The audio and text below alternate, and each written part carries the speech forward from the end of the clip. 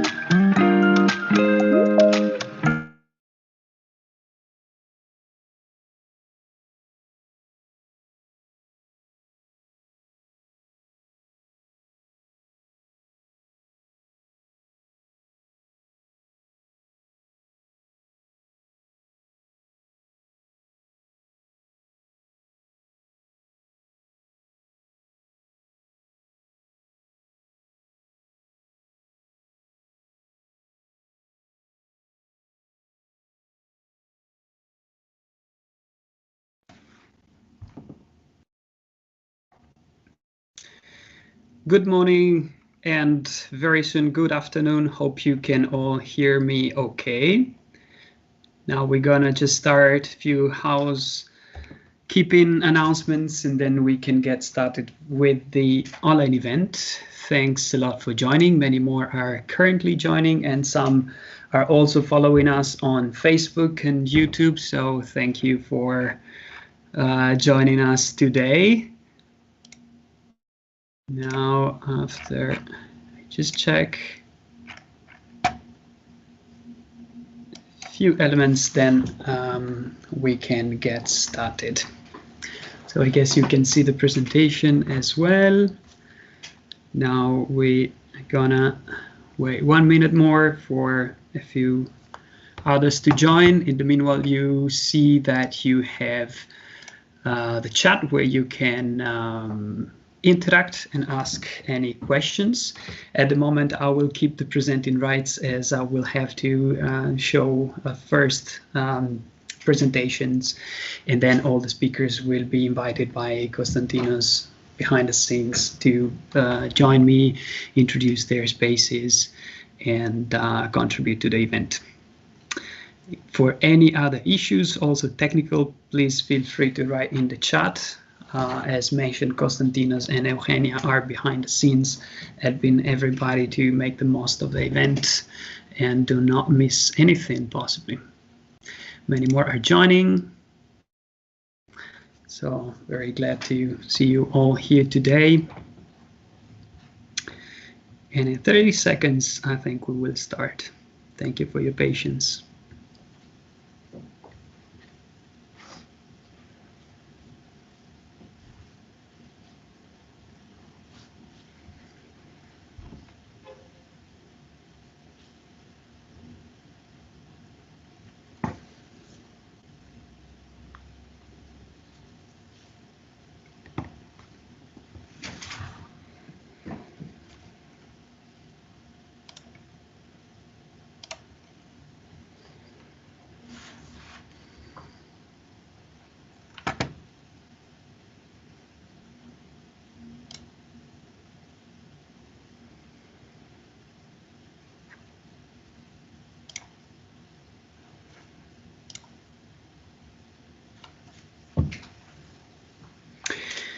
All right, good afternoon now, everybody. My name is Tommaso Dalla Vecchia. I'm calling from European Schoolnet. Hope you are all familiar with what our organization does.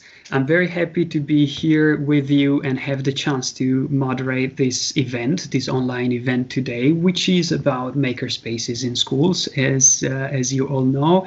And we are particularly pleased to touch upon this topic now that the normal teaching practice is disruptive, for obvious reason, because while we talk over and over about digitization of teaching and learning, of remote teaching and learning, and hybrid principles and modalities, when we tried in the past years to really promote innovation in teaching and learning, we always kept very high on our agenda that interaction, making, tinkering, programming, active learning really was at the base of what we can call innovation in school, and therefore Makerspaces is exactly one of those areas, one of those environments where this type of learning can take place. So we are very happy to be a bit against the tide today and do not think only about remote teaching, but what can be tangibly done together with our students.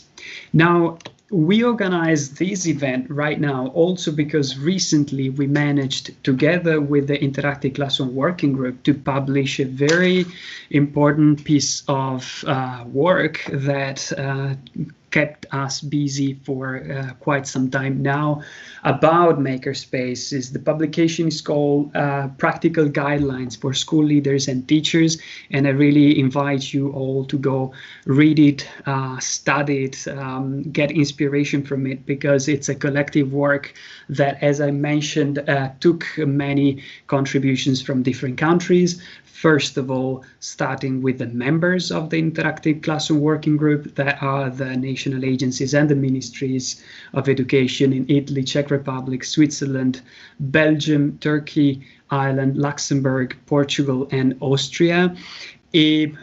the contributions we received were particularly important also from schools from these countries, 16 schools that led to the creation of as many case studies, which you would also find on the website, and which gives also practical examples of how makerspaces have been introduced actually in schools and how they are used. And I take the chance also to thank the main author that is behind the publication that led to bring together and so nicely all the contribution that were provided to this work, which is Jill Atwell, which hopefully is with us today. So if you want to say hi and ask any question to her, probably through the chat from the different platforms that you are connecting from, you would be able also to have a little interaction with her. And the objective of these guidelines are to raise awareness about the power of makerspaces and the impact they can have in schools, and also to practically provide orientation to education organizations and institutions that want to implement such practices, either from a policy or from a practice perspective. What are makerspaces? What is at the essence of it for the ones that maybe are not so familiar with the concept? We will hear many examples today about what they practically are, but of course we are talking about physical space, so areas that really kind of are real and present. It's something that we need to probably mention in a time where so much is done remotely or virtually, is a space dedicated to collaborative work primarily. So this element is of extreme importance. We're talking about the makerspaces in the publication that are built in schools. So not overall Fab Labs or makerspaces in the whole community, which would have different characteristics, and spaces that thrive to promote creativity and innovation, which are at the core of what we want to achieve when we talk about innovative teaching and learning. Tinkering and making, of course, are the main classes, types, kinds of activities that would take place in such spaces. But of course, the variety of activities that can be organized in such areas, especially in schools at different level of education, is amazing. And you will hear many examples also from our guest today. Why makerspaces is an important element, of course, that we have to ask ourselves. And you will find in the publication very broad answers and substantiated answers to this question, and how makerspaces help at different level the development of the competencies of the students, the teachers, the school, the class. But at 3 levels, we can say just few words. At the student level, the creativity, the communication, the problem-solving skills is what is most impactful in the way it engage with the students' learning. For the class, the collaboration, the teamwork is what is more apparent, together with the collaborative and the multidisciplinary work that can happen by the contribution of different teachers. And for the school, the innovation, the leadership process, and the inclusion is what you will resonate more and more during the event as well. Now, in terms of the policy and intersection between makerspaces and policy, here are some examples that make clear how much makerspaces and their introduction help Ministries of Education or other institutes to bring forward their priorities. Some examples: the promotion of vocational training through the hands-on work that can be done in makerspaces, the development of 21st century skills, digital literacy and computational thinking, as we see how much of those elements are also included in makerspaces, the integration of STEAM or STEM education in the curriculum, and then finally the innovation in the teaching practice. And it's not a coincidence that this work also moved its steps from the work done by the Future Classroom Lab community, which is all about promoting innovative teaching practices. Now, in the guidelines, you will see also different models of funding, which is important from a policy perspective. And you will see how differently these makerspaces were funded: through grants, through industry donations, through ministry policies and frameworks from own resources of schools or fundraising events. So it's also to give an example of how practical these guidelines are for headmasters and teachers.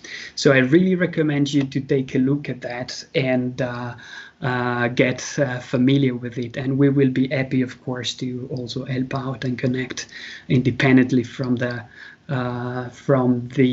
publication per se. You'll find on the chat the link to the guidelines. The meeting is recorded, so you will be able also to watch it afterwards, and we will share also all the material that is available. Now, I don't want to talk for the whole event. The event is about connecting actually from to different countries, to different type of stakeholders and people that contributed to the study and that can give us a better understanding of how makerspaces work in school. The first step is exactly to go and take a sneak peek into some of these makerspaces in some schools and understand a bit from the people that are working in those what kind of impact they achieve, what kind of activities they carry out, and get inspired by these experiences. So I'm particularly happy that we will have the chance to travel to Belgium, Italy, Portugal, and Switzerland to talk with some of these makerspaces coordinators in a time where it's so difficult to get into schools and really see things in action.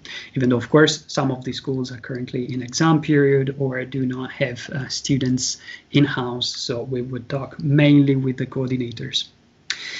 Feel free in the meanwhile to post your questions or comments on the chat or the different chats wherever you're connecting from, and we'll try to ask our guests also any questions you might have. So I have the pleasure to introduce the first contributors of today's little trip. Bert Galle and Frederik Villin from VTI Menen, Belgium. So if you're ready, hello, hi, and thanks so much for connecting. Hi. Hi. I see he's it online, Bert. Hello, my name is Frederik. I will give you a small explanation about our makerspace. We are working in what is called in Belgium the first grade. Our students are 12, 13 years old. We have boys and girls, but mostly boys. We are teaching always in co-teaching in this makerspace. So sometimes with 2 teachers or one time with 3 teachers at the same time. We have groups students from 24 students until 36. So that's a big group we have. And there we are with 3 teachers at the same time. Our makerspace is now for the 4th year in use. So we mostly build it ourselves with the colleagues. And the principal, he gave us some money, let's say, to build this makerspace. My colleague Bert will now walk around in the classroom, so you can have a small virtual tour. Zie een beetje tv-plafond. Een beetje meer naar beneden nog. Yes, okay. This is our makerspace. As you can see, here we have like a tribune where we start our lessons. So the students come in and they sit into the stadium, or how do you call it in English? We explain what we will do during the lesson, and then they divide over the classroom to start the tasks. Yeah, as you can see, we are e-twinners as well. So here I am. We have several machines in the classroom. On the right of me now in view is our 3D printer. It's a Ultimaker 2 Plus. We are very happy with this one. We have also M-bots, as you can see on the table. We have EV3s. We have the M-bot drones, the air drones. Yes, we have a lot of Lego where we can build things with. We have drills, as you can see, and other small tools, and I see the image is stocking. Build block here. I don't know. Yeah. Are we still online? We can hear you fine. Okay, the image is a bit stuck, but yeah, the image is stuck. My colleague he tried to show the laser cutter we have.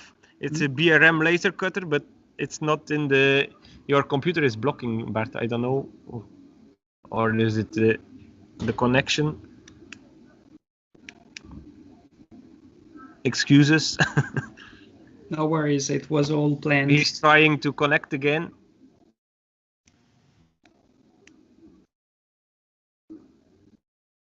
Oh, yeah. Okay. I will talk further.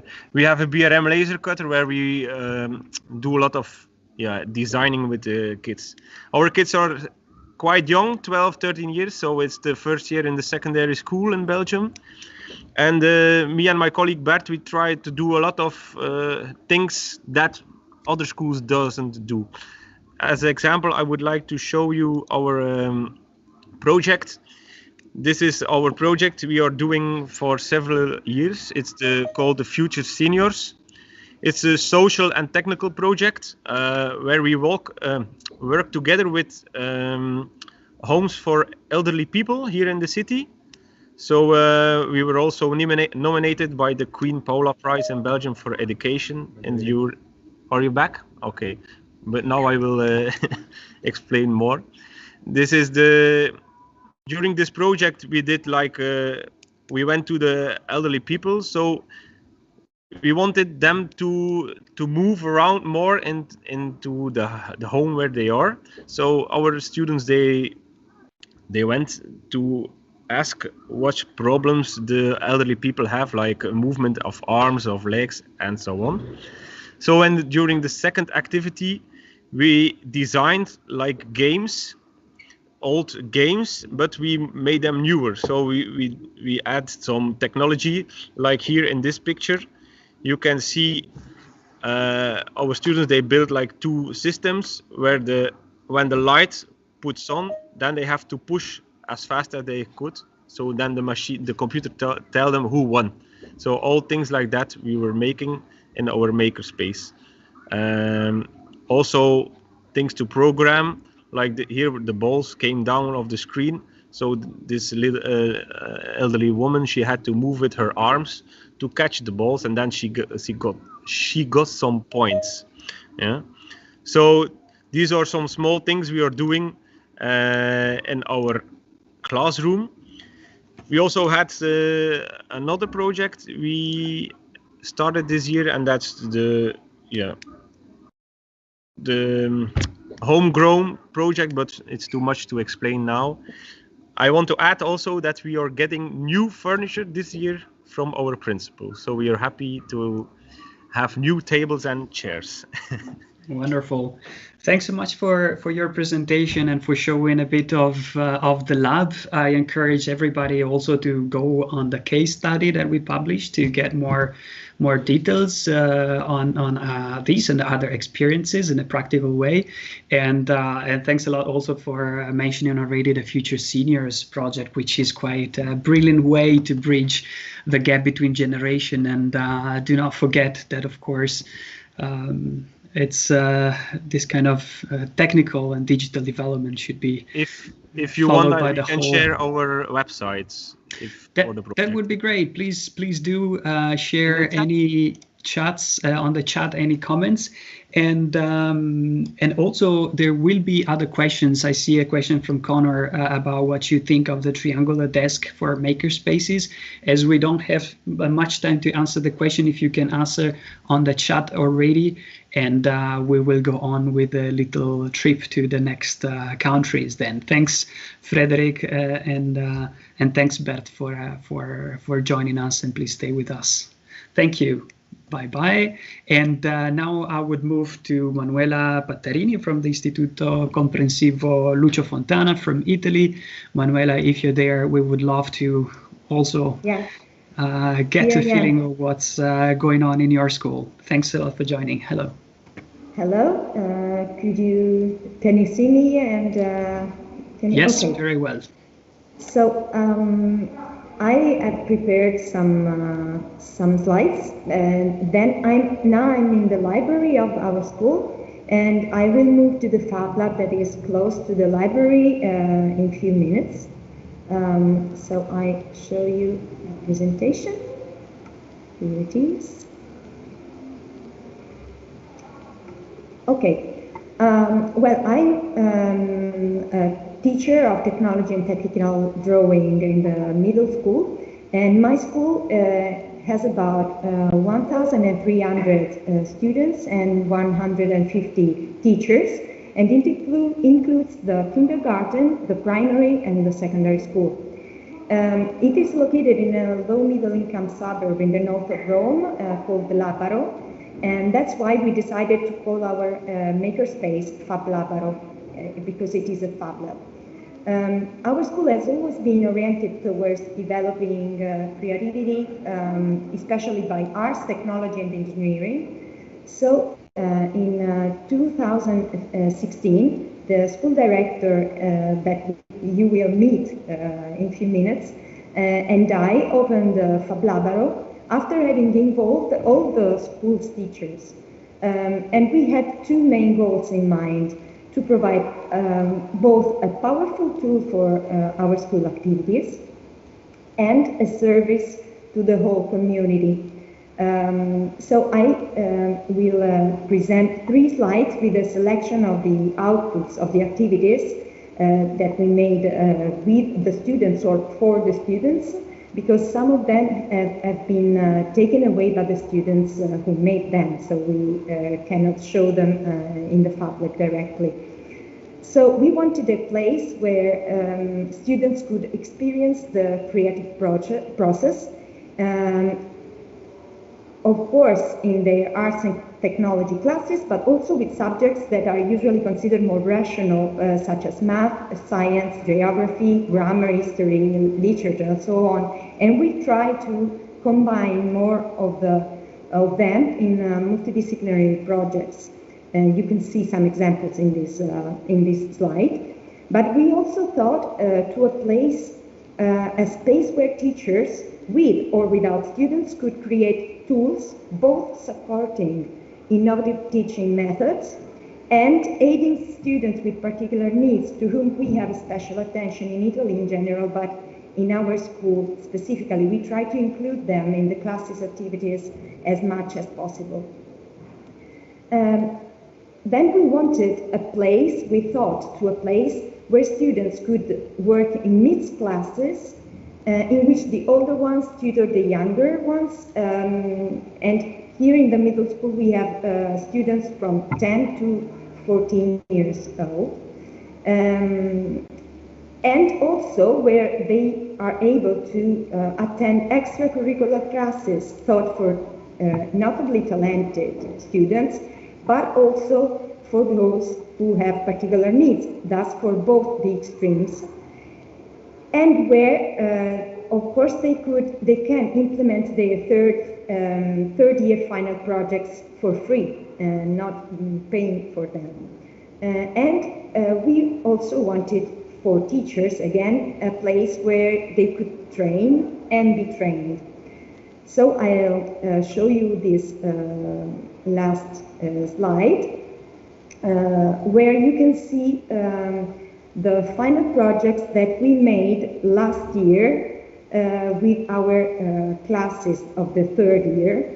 And they were, I will show you the planispheres because we still have them in the Fab Lab, but here you can see what the students made.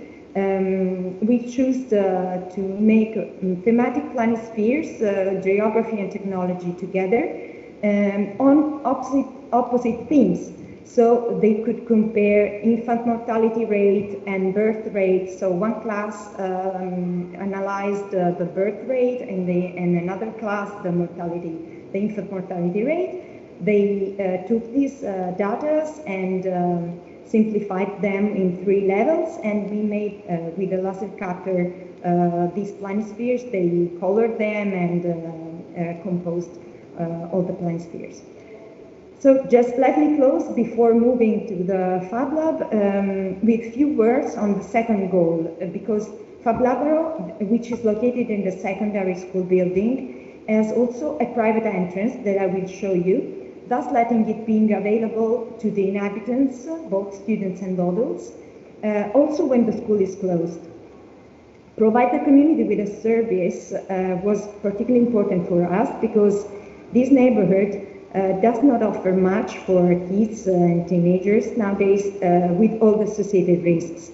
And of course, it also has an extra benefit because these afternoon and evening activities are paid for, thus contributing to the economical sustainability of Fab Labro. So it's important for us also for this reason. Now I will move, so I put on my mask. You will see one of my classes. It's a first year class, so students are most of all 11 years old. And they are working on a project that we started last week. They are creating pop-up Christmas cards. Later, if you want, I will tell you which was the process that they followed. But now I will go there. They are with a co-teacher that I have this year due to the COVID emergency, and with freelance professional makers who collaborate with us. So now I stop my presentation. And thank you, Manuela. Okay. And happy to take a quick look to the lab as well. Some lab. people in the chat that are really eager to see more makerspaces, more examples, to get inspired. So it's brilliant that we can take a look as well. Here we are. You can see there.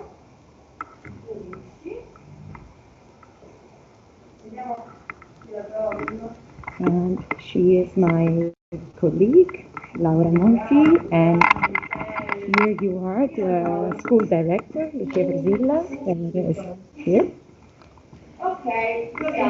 I've never seen my students in such a silent mood. They are all paying attention to what they are doing.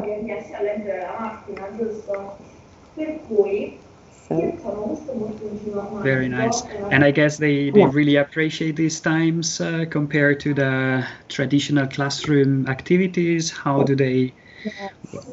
Yes, indeed. I leave the Fab Lab so they can go on with the lesson, and then I will come back if you don't mind. Yes, they really appreciate when they come here in the Fab Lab, because you know, it's not a normal lesson, and so they can experiment, they can touch things, they can try to do something they have in mind, and they can understand that it's not correct or it's okay, so they can improve their ideas. They really like it, and it's you know, they knew that they were on YouTube, so this is why they were so quiet, because usually when they're in a Fab Lab, everything is very noisy.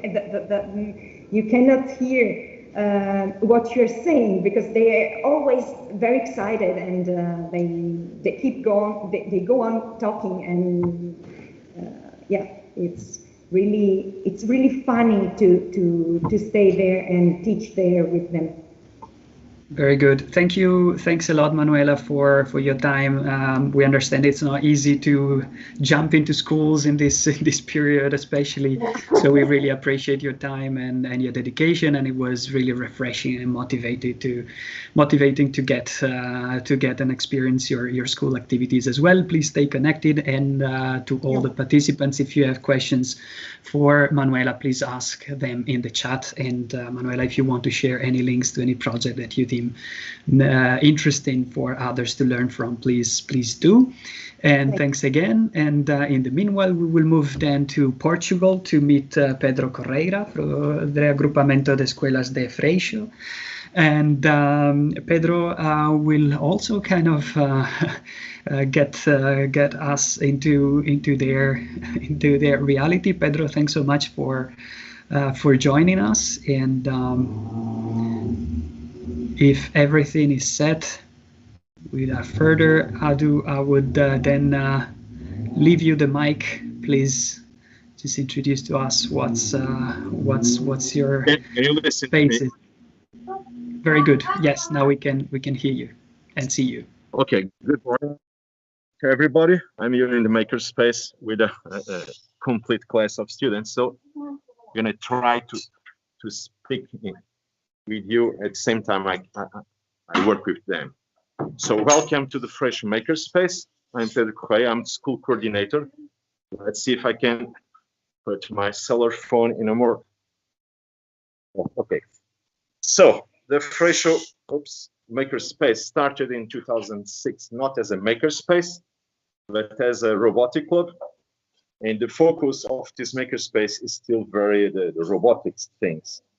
So year after year, we could find have a lot of tools, a lot of experience. And in 2010, we were able to build this space, this physical space. This was a former gym locker room. We completely transformed it to a working class.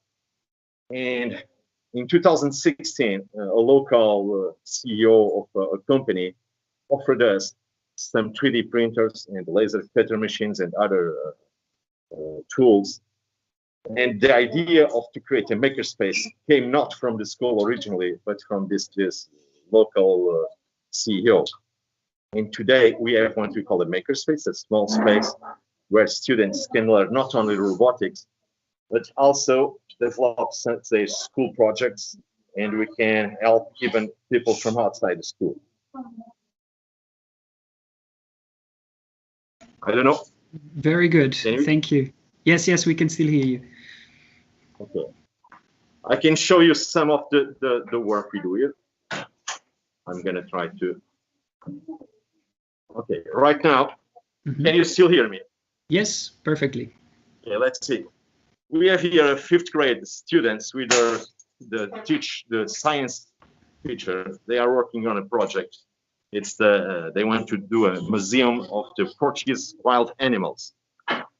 And in a regular class, it's not possible to work with this material. So they want to do some models of the animals they have chosen. They are working on that. And right now they are making first steps to make some robotic models. As you can see here, they are able not only to use cardboard and other simple materials. This is a model, an older model of a wolf's head that they are using as an inspiration. And this one, a fish that was made from card and with some servo motors. So the intention of this project is not only to learn about science, but also about robotics, electronics, teamwork. And we have here another student that it's on its free time today, and is a model maker, and it's here working on a model. And this building, I think it's a submarine, a Second World War submarine. It's passionate about this. So this makerspace, it's a space where not only things about school or directly with subject of school can be developed, but also to spend their free time in their hobbies. We have a lot of equipment right now. You can see a laser cutter machine, and some 3D printers. And right now we are thinking in put one of these 3D print machines in the school hall, when to see everybody can see it working and to be available to everybody, also for the community. This makerspace It's open to the community. Not now because of COVID-19, we have some restrictions, but it's a space that we want to be open to the public. Very good. Do you have any question? Thanks a lot. It was very, very inspiring. And for instance, the activity that is taking place right now, is it a multidisciplinary activity? Does it involve more than one teacher? Or it's, in this case, I guess maybe it's given by one teacher, but in other occasions there are several subjects that are included?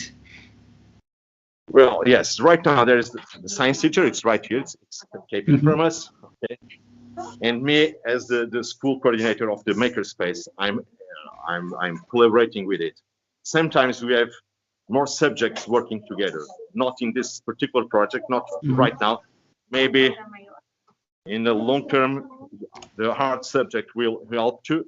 So to make scenarios and everything. But at this moment, it's only the Makerspace and science teacher. Great, we're thanks a lot. Parents working with them too.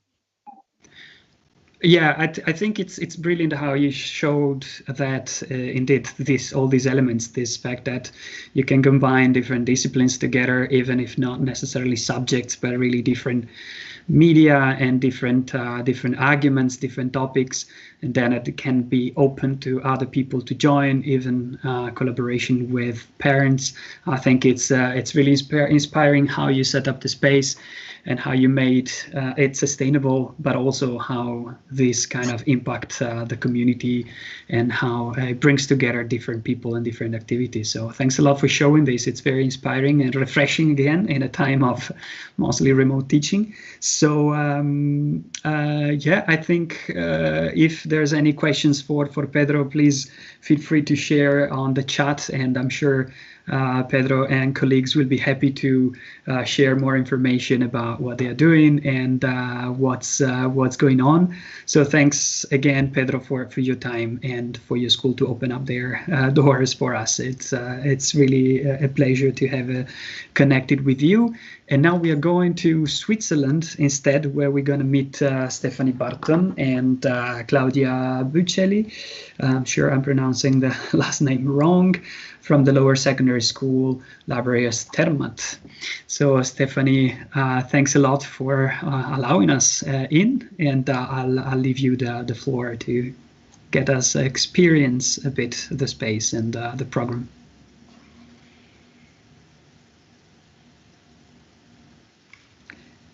I think you're muted. I don't know if you can unmute. Yes. There we are. Perfect. So I'm be speaking on behalf of Claudia because she's way too modest. She thinks her English isn't good enough, but she's in the room, so you can ask her all your questions. So Claudia, as you can see here, she is a teacher, an ICT teacher trainer, the school librarian, and Bars Secondary School Makerspace facilitator.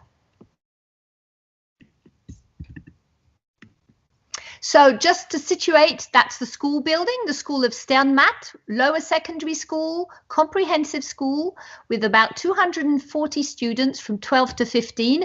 And Bar is in the middle of the Switzerland, close to Zurich. So this is going to be our little virtual tour. As you can see,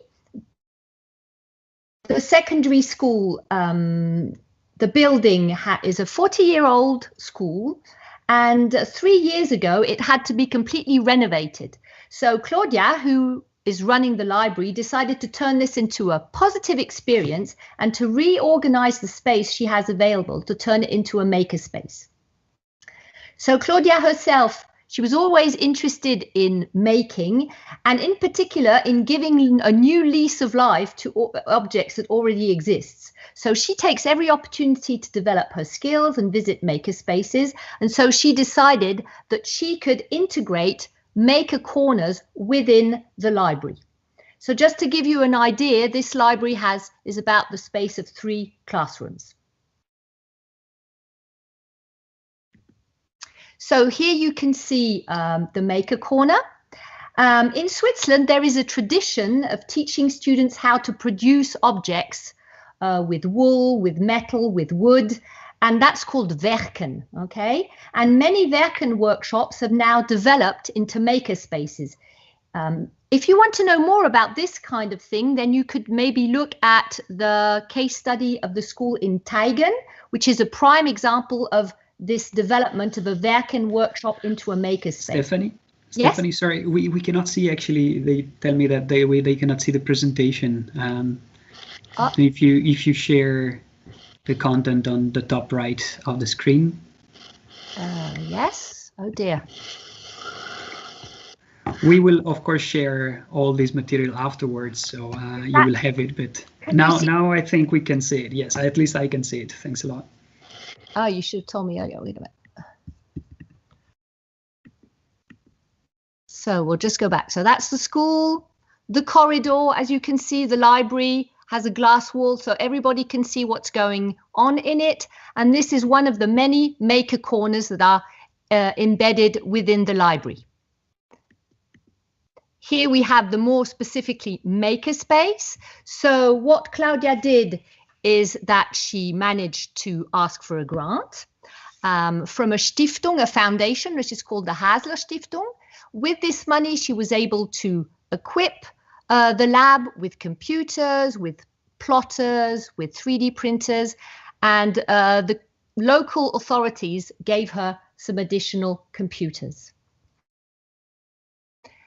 So how does she get organized? There are fixed times for maker activities in the week. Monday afternoon, Wednesday afternoon. She posters the information on the glass door so students can see when they walk by. They don't need to sign up, they just show up. She always has a project that she suggests to be developed, and she puts all the equipment on this little cart, and the students can then wheel the cart to whatever area in the library they want to work with. And of course, the students can either develop the project within the context set by Claudia, or they can develop their own projects. She has organized the work she does around 3 areas. So there's a lot of creativity going on. She has in particular a book trailer club where students can make little presentations about books they've loved. She makes stop motion animations with the students. She has hobby plotter, hand lettering, and a 3D printer. She does a lot of programming, either with robots or with little programming cards or with Scratch, because this is a new curriculum focus in Switzerland. But she also wants students to think about how digitalization is impacting our society and how computational thinking works. So this would look a bit like this in terms of all the different areas and materials. She uses a lot of scrap material too. She loves recycling objects, pieces of paper, cardboard, and things she collects in nature. Here's a little video presentation that should give you an idea of what's going on in the space.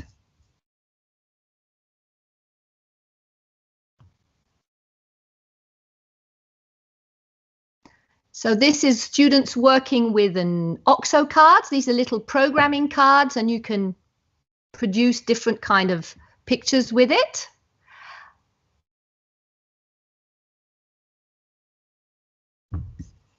Here you have students programming little Timio robots, which are very popular.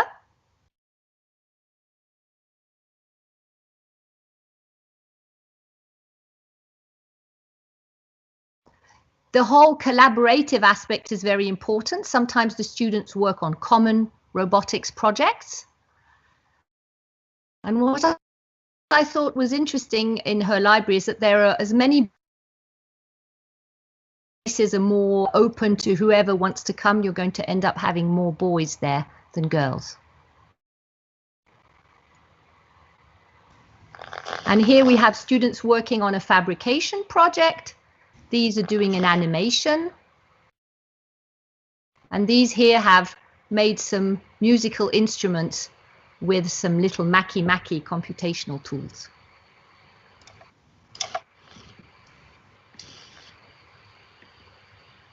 So her plans for the future is to find more bridges with the curriculum to involve the teachers more in the space.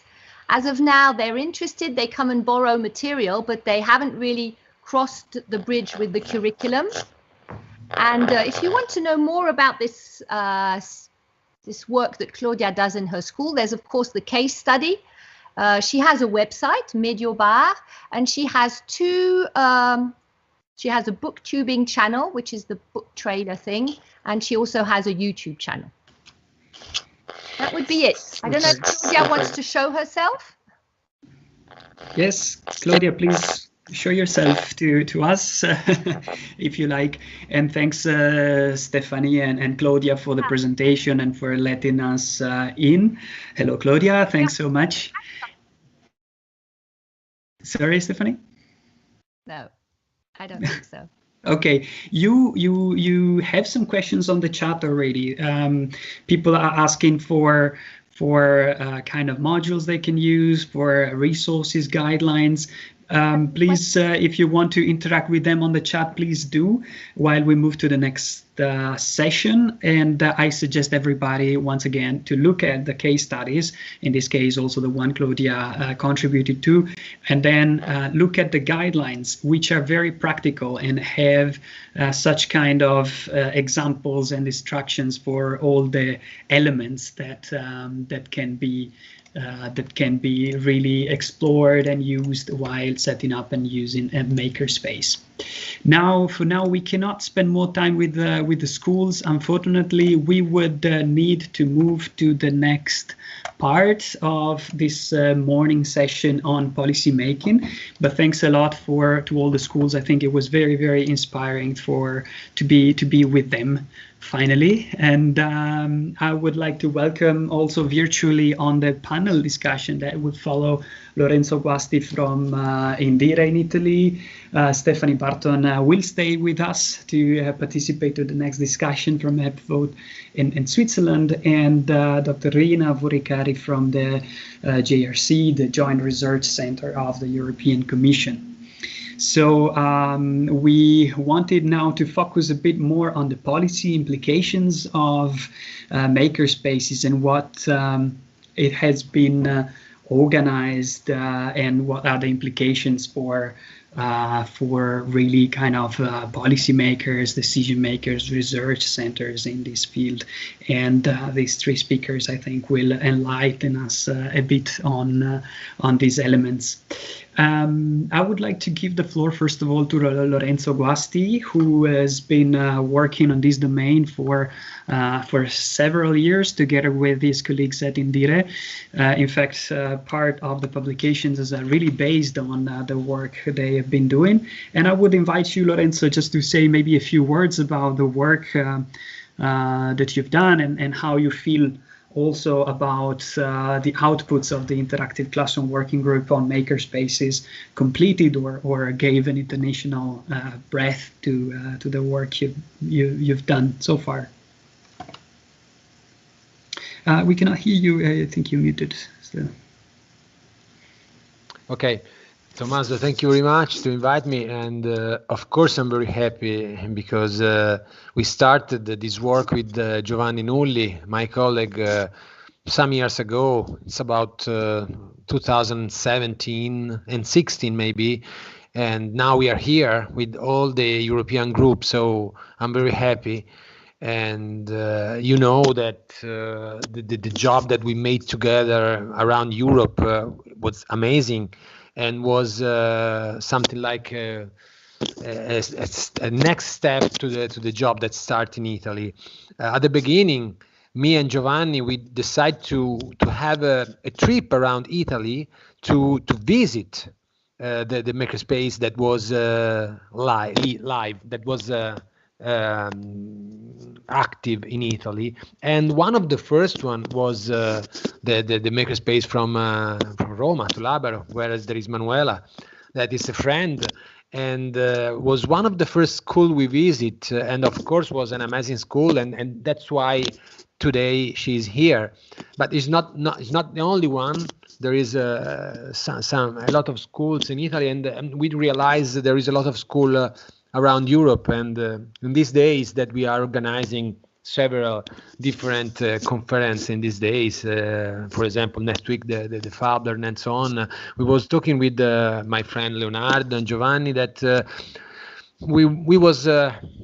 hopefully we would like to see more and more school that decide to build this kind of laboratory inside the school. That's why this is the real reason why we start writing something about Makerspace, to help teachers and heads to take the right decision to start creating a lab, because you know that and now I'm finishing and leave the words to Stephanie. I'm finishing telling that it's quite easy to buy stuff, to buy machines, to create a place, but it's definitely not easy to manage the place, to integrate the place to the curriculum, to the school, to convince the large amount of teachers of the schools to participate. And I know it's a hard job that have to involve every person that stay around the school, teachers, parents, heads, and so on. So my first thought is this, and I leave the words to Stephanie, and we will talk about this. Thank you, Lorenzo, and I think you touched upon a very important element that I think it will be repeated also in the afternoon when we're gonna go into how to question ourselves how to make these spaces work, how to convince also the teacher community to really make good use of these areas. Yes, so it would be good to give the floor back to Stephanie for a quick introduction from your side as well, and maybe a few words about how you felt you contributed and what these publications means to you from your specific perspective and your institute. Thank you, Stefan. Still, I think you're still muted. Thanks. So I work in a University of Teacher Education, and actually we're building something that looks more like a future classroom lab here right now. And I'm part of the working group, so this was a very interesting opportunity for me to go and visit schools and discover what the schools are doing locally, because we have in Switzerland, we have some very sophisticated fab labs with a lot of extremely expensive and fancy material. So it was fascinating to see how this concept is taken over, because the important thing, it's the making, it's the project based, it's the trial and error, and to see how this can be implanted into very different settings. So I carried out two case studies, as I said, one with Claudia that you saw before, which was very interesting because I thought that was a good example of how you can get yourself on the road towards a more creative and open school. It's a progressive, incremental approach. And the other case study in Taigen is a much more innovative project where they really tried to put into place all the rules of what making should be, with all the students working on very different projects and lots of people surrounding the children, helping them. So it was interesting to see both types of projects develop within Swiss schools. So that's what I have. Very good. Thank you, Stephanie. And we'll get back to that topic as well, of course, as it resonates also with what Lorenzo was mentioning about teacher training and engagement, and also on this incremental or disruptive approach to the creation and usage of these spaces. We wanted to have also a representative of the Joint Research Center, Rina Vuorikari, with us, as they've been working in parallel on makerspaces for education and training as well. And of course, we are all learning from each other and trying to go towards the same direction. But their study, it looks more at kind of the implications that in the future makerspaces could have. So Rina, thanks a lot for joining us today. And please, if you'd like to tell us a bit more about your publication as well, I'm sure it would be interesting for our Very audience. good. Thank you. Can you now see my screen? Yes, we can see it. Perfect. Perfect. So thanks for the participants and thanks for the tours in the labs. That was really, really exciting and refreshing, I must say. and thanks for the invitation to be here. I work for the European Commission, and I work for the Joint Research Center. And what is our role is to create research-based evidence for policymakers to make new policies. I work in the field of education and training, so in this case, Rina. we are, of course, working with Ministries of Education, with local authorities who are responsible for education, and so on. Rina, sorry?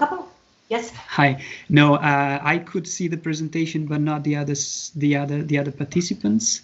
I don't know if you can try to share it again, because earlier I was also sharing my screen, so probably it was taking mine. Okay.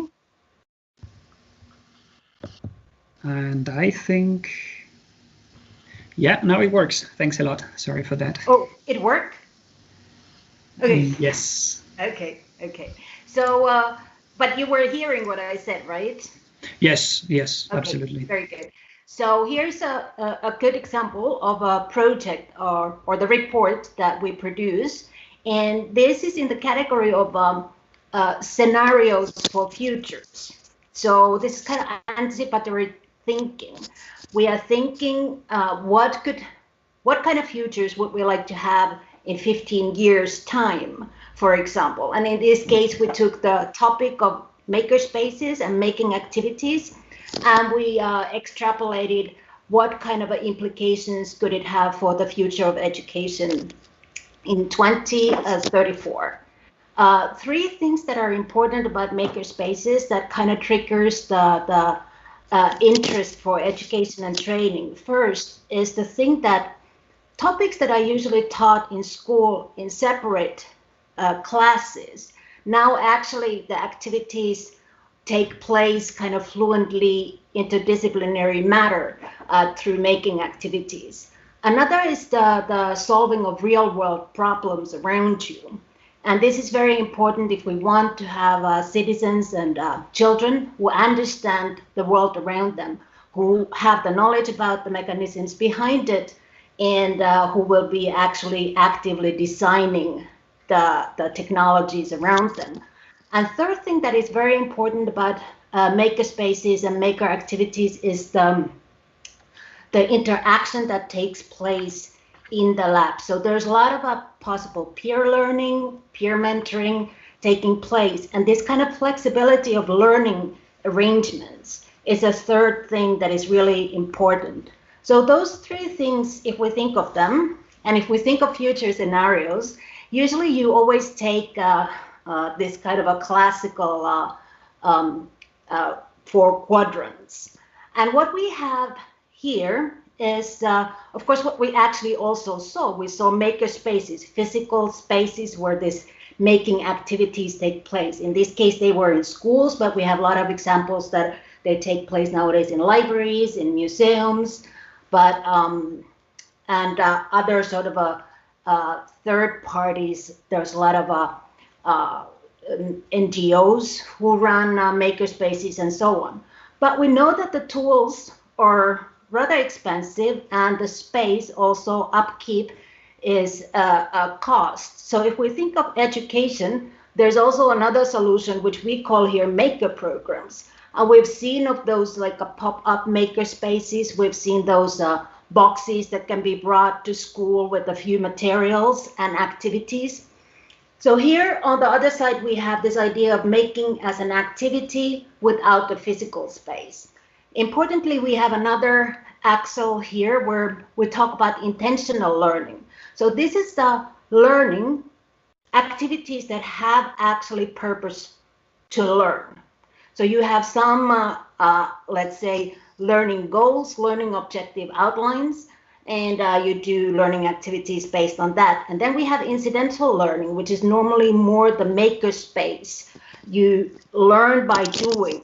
Your learning is not directed actually by a learning goal, but you do because you're interested, you're motivated, you're discovering something, you're exploring, and that's where learning happens. So between these 4 quadrants, we created 4 scenarios that take place in 2034, and there is exactly this idea. Okay, we have one activity here on the left side on top, where we have an intentional link with intended learning outcomes, and we have a makerspace as a space, maybe in a school. On the other hand, it could be same intended learning outcomes, but you have a program. You might have of course, in the 2034, it might be a VR program that creates that makerspace for you. On the other hand, we have here activities scenario where you have a makerspace with no intended learning outcomes. This is usually, if you think of a third-party makerspace, that's what it is. It's a space where people go and do activities. However, you have incidental learning. You have a lot of that peer activity going on. And then the fourth one is really like make a program, but with no intended learning outcomes. These scenarios, they go through schools, higher ed, adult education, but also, let's say we were looking at learning pathways back to work and recognizing like a prior knowledge and so on. So there's a lot of themes that go through, but that's the report basically that we created. And it came out last year, and exactly to promote more discussion in the future about what educational makerspaces could do for education and training in Europe. Thank you, so Lina. That's a little. That's perfect. That's perfect. That's very, very, very interesting, and they complement a bit the work that the Interactive Classroom Working Group has been doing. So I think we have kind of both perspectives, which are interesting indeed. If anybody has any questions for our speakers that just introduced themselves, please again, just write them on the chat. Otherwise, we'll keep chatting among ourselves, and we'll try to follow a kind of a lead that is already kind of delineating, kind of drawing itself through your first intervention.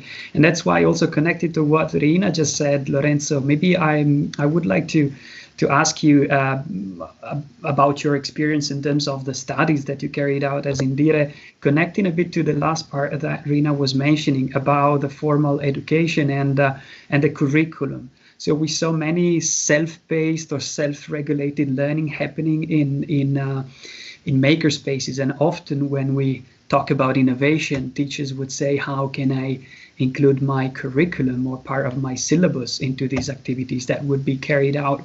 What's the experience in Italy, for instance, Lorenzo, about this? Would activities be normally connected to the curriculum or not? I think you have to unmute. Thank you.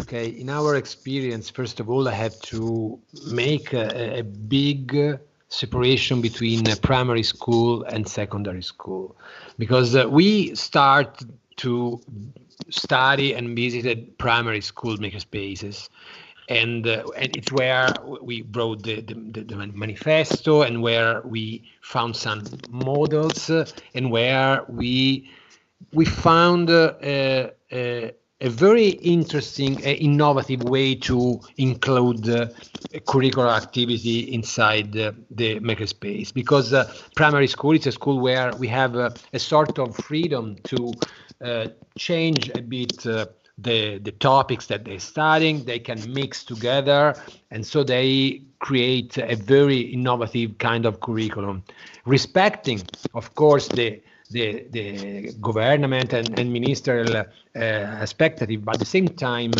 doing something very innovative.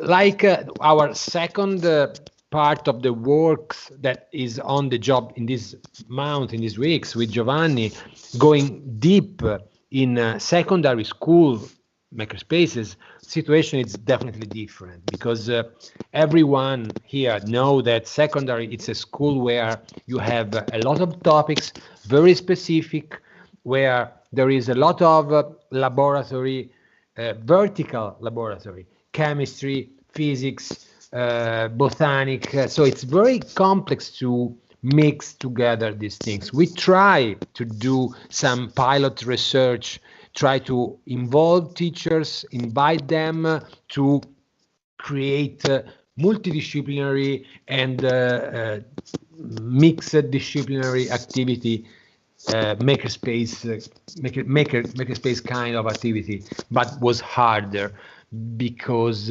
secondary school it's a school that is designed and organized to prepare students to study topics. This is not means that it's impossible to have a makerspace. We believe that it's a challenging job that we have to do. Try to find some models, try to find some good example, some optimum examples to propose and to study. But in this moment, our studies are not so complete to give answers to all of these questions. Thanks a lot, Lorenzo. And it's very interesting, this idea of having this horizontal kind of innovation process, that it can be sparked and introduced by a makerspace, especially in a primary school. On a secondary, of course, kind of the problem of sticking to the curriculum, to the subject, is it makes things, innovation take up more difficult at times. We observe that as well. Maybe Stephanie, from your perspective, from your point of view, what are really the main pedagogical benefit and that can bring on kind of makerspaces, and have Switzerland solved the issue of including makerspaces in secondary education more? Well, I think the benefits and why there's so much interest in this maker movement right now is that making in schools facilitates changes that we've wanted to implement for a long time in schools. We want students to solve problems. These problems should be as close as possible to reality. And typically when you have to make an object, that's the situation you're in. We want to develop students' autonomy. We want them to develop their emotions. How do I manage the fact that I try and do something and it doesn't work and I try again? Of course, it's much more complicated than filling in a worksheet. But we also want students to collaborate more, because that's what the work environment requires of people nowadays, that they are able to pool their competencies to achieve more complex projects. So I think in that respect, making, which is very much built around what Papert called this constructionism. How do we construct learning together with others? And that we can do best when we make objects.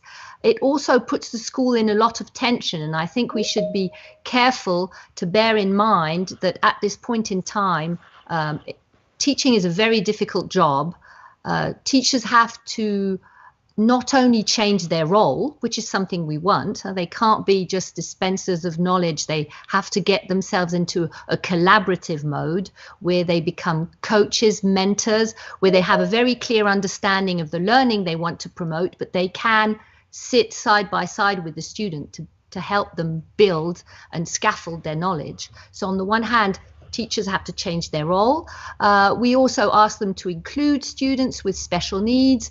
In some countries, the classes are larger and larger, and we ask them to work in an environment which is quite destabilizing, because the traditional maker thing is, we are going to do this beautiful handicraft and you're all going to do the same one, and I've got all the equipment ready and I've practiced at home, so nothing can go wrong. And we want them to facilitate a situation where students' creativity can take them wherever it wants to go. But the teacher is still alone in the classroom with 20, 25, maybe 30 students.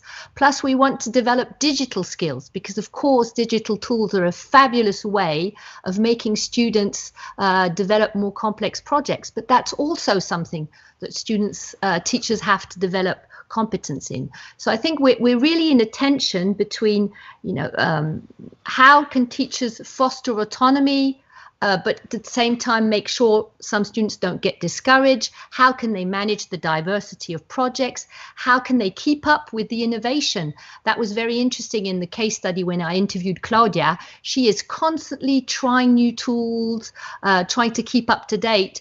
this is something that is not planned in a teacher's daily schedule, this time to develop yourself, to constantly keep on top of technology. So I think it's a fascinating environment, but we really have to see it in a systemic manner and not just push making without thinking about how by pushing making, we're pushing other things around in the school organization. Thank you, Can I Stephanie, jump in into that, Tommaso? Please do, yes. Yeah, like exactly all those reasons that were said, you know, that's why we, you know, making activities are a perfect match for schools, and exactly for the world today. We need those skills in the society and in the workforce. So in our reports, we also try to do something which is called policy recommendations or policy insights.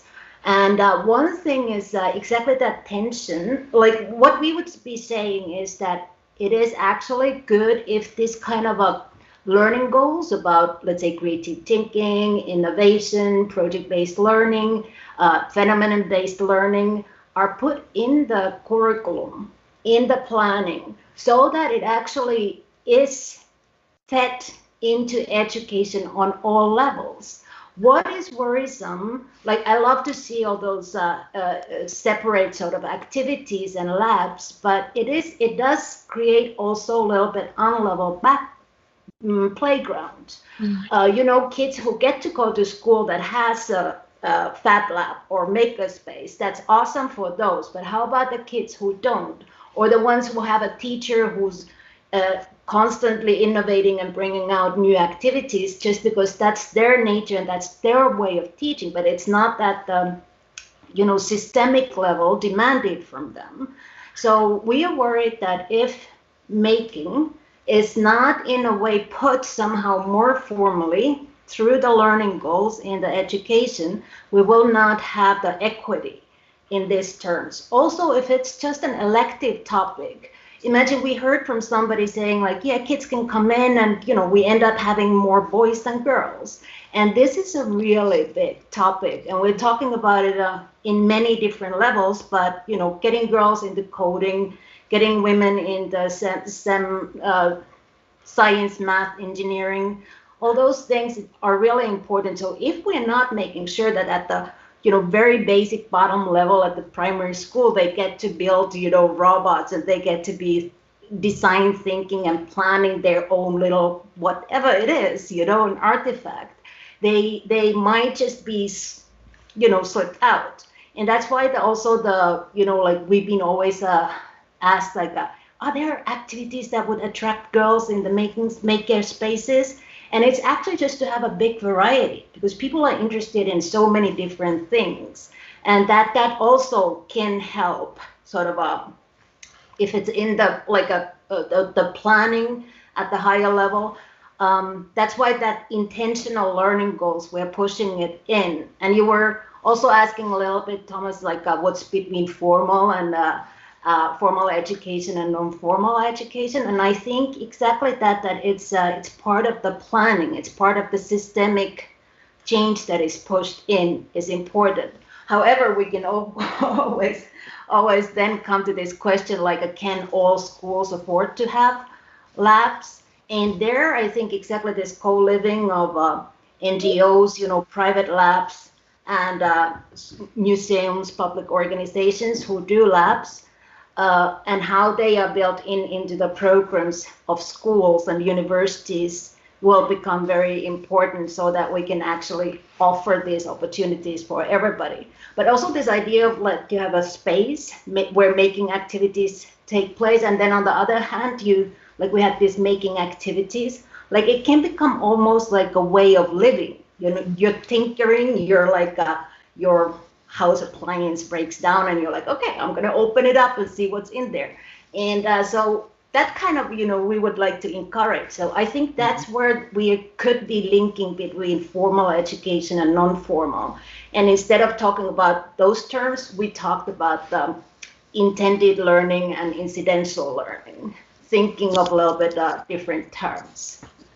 Thank you, Reina, for your comment. I think it's, I would suggest then we actually still reflect for a couple of minutes still on this element that you mentioned, this inclusivity, and especially the systemic introduction of making into school. And maybe I would revert that question to Lorenzo and Stephanie. Also, as our colleague Madeleine Murray, which you will hear from this afternoon, is mentioning the importance of teacher professional development in this process. Anything is done or can be done further at national level for having a more systemic introduction of making and makerspaces?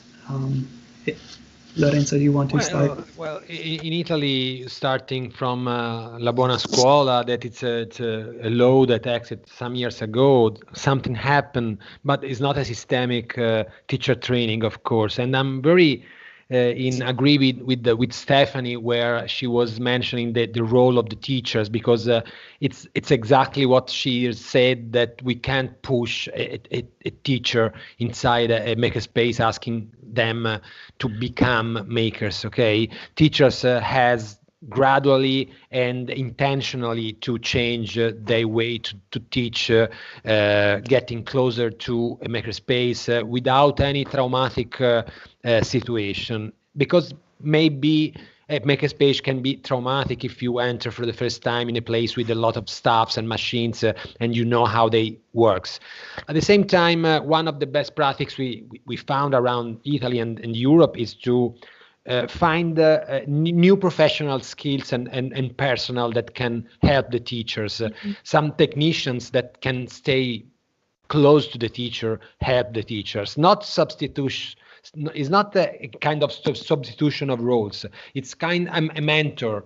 It's something like a collaboration where the teachers is, of course, the person that have the best experience of how drive and manage a lesson. We can't avoid teachers. At the same time, maybe a technician near the teachers, it's a person that step by step understand the school, understand how we can organize a lesson unit and help teachers to create a new and innovative lesson unit. Regarding another topic we was talking about today, it's special needs students and inclusion. Of course, there is good practice around the place where we visit. And of course, Makerspace, it's a place where if we have the right attention, we can include a person with special needs. But we have to think that we can't propose to all the class the same kind of activity if there is person with special needs. I will give you, for example, an example we made in Italy using hydroponics greenhouses in a school, and we involve 15 special needs students coming from a secondary school, and using a special timetable, very slow, they was able to do the entire research in a very interesting way, but of course in a special way, paying attention of the needings. So it's a place where Makerspace is a place where we can include special needs students with the necessary attention of all the implication of this. Thank you, Lorenzo. And maybe Stephanie, do you also want to comment on this last part and on teacher training, since you very, of course, very active by default on it? Well, I think the important thing is really for teachers, before they have to accompany students in this process, to experience it themselves, because it's very destabilizing, and I think you have to have experienced yourself. How do I organize my time? How do I plan my project? How do I go about finding the information that's missing? So I think that teacher training schools have a very important role to play, and they have to find time in the curriculum. For example, here we have, beside this lab, the digital lab, we have a Fab Lab, but not all the students go to these Fab Lab classes. And if if we really want to develop this new way of teaching, then we should find a way of building it into the curriculum for everybody. Because I think once you've experienced it yourself, the insecurity, the elation of creating something, the collaboration, the horizontality of how people interact with one another, you'll be able to take the risk in your own classroom. But it's going to be very difficult if we don't give the time and the space for this to develop. Gina? Yeah, there's a really nice example also about like the Fab Labs and teachers training in the Netherlands, in Belgium actually, in Ghent Fix Lab, and there they have also courses for teachers, so that they firsthand are thrown in the makerspaces and doing that. But also, like, what they do is that a whole class is invited. So FixiLab is an outside, it's run by an organization, so it's not part of a school makerspace, but school classes can go there, and teacher is actually with the kids, but one of the kids, not the teacher. They have people who run you through the activities.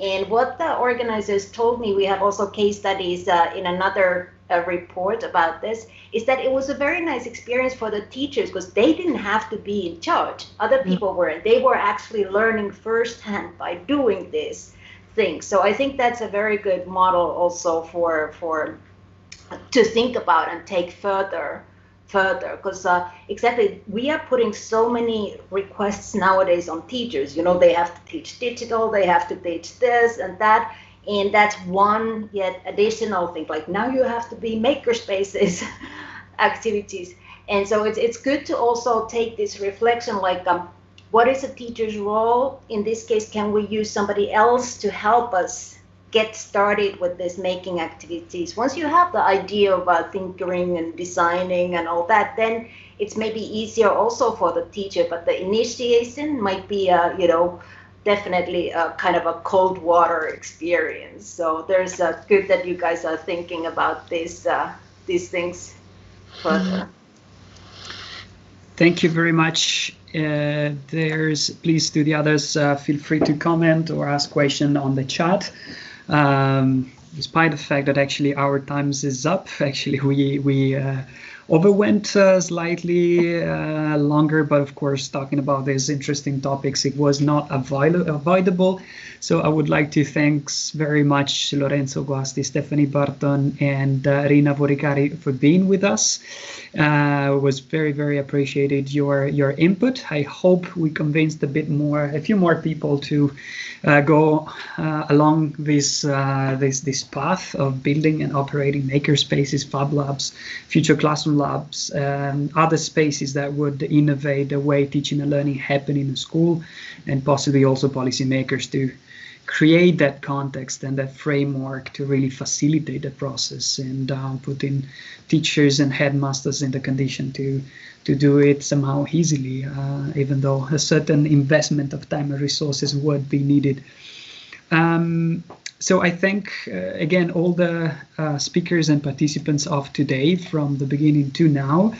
I would like to remember, of course, to all that are listening in, that this afternoon there's going to be another session at 5 p.m. Central European Time that will focus more on practicalities, ideas, experiences on building and operating makerspaces. So it will, I think, be very useful.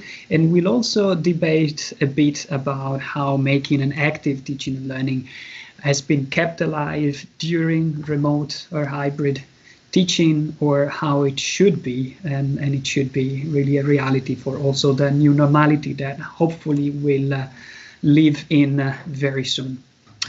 So again, a big thank you, and I wish you a nice lunch to everybody, and to the one that will join us in the afternoon, we'll see you soon. And thank you to all the wonderful teachers who opened their makerspaces to us. Absolutely, that was great. That was great. Thank you, everybody. Thank you. Bye bye.